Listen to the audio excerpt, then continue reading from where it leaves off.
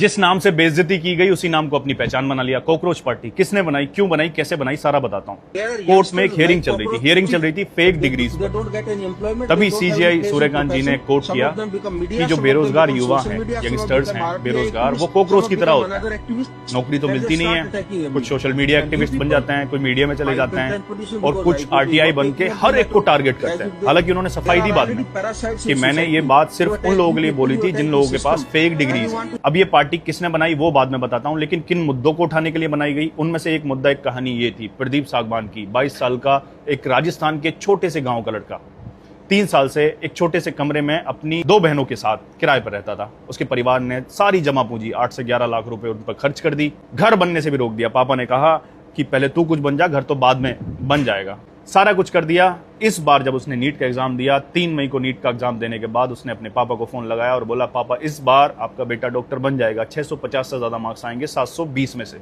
तो अच्छी रैंक आएगी। लेकिन फिर पेपर लीक होता है और जो भी हुआ आप सब जानते हो।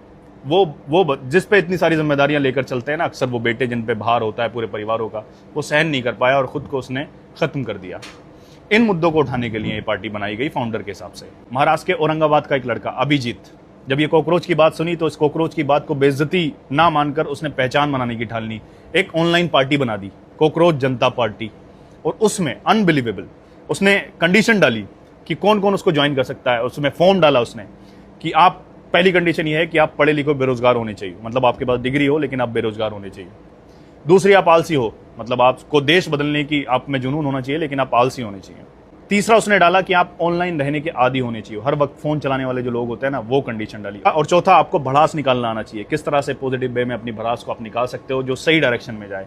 ये 4 चीजें अगर आपके अंदर हैं तो आप ये पार्टी ज्वाइन कर सकते हो। उसने बाकायदा गूगल फॉर्म एक्स पर अपलोड किया और उसका इतना बड़ा असर हुआ कि 2 दिन में ये अपने आप में एक बड़ी पार्टी, हालांकि कोई रजिस्टर्ड पॉलिटिकल पार्टी नहीं है, लेकिन किसी भी पॉलिटिकल पार्टी के इतने ज्यादा, पूरी दुनिया में इतने ज्यादा फॉलोअर्स नहीं है जितने उसने 2 दिन में बना लिए। पार्टी का मैनिफेस्टो क्या रखा है कि 50% रिजर्वेशन मिलना चाहिए वुमेन को कैबिनेट में। जो भी एमएलए या एमपी कोई भी डिफेक्टिव है तो उसको 20 साल से इलेक्शन के लिए बैन कर देना चाहिए।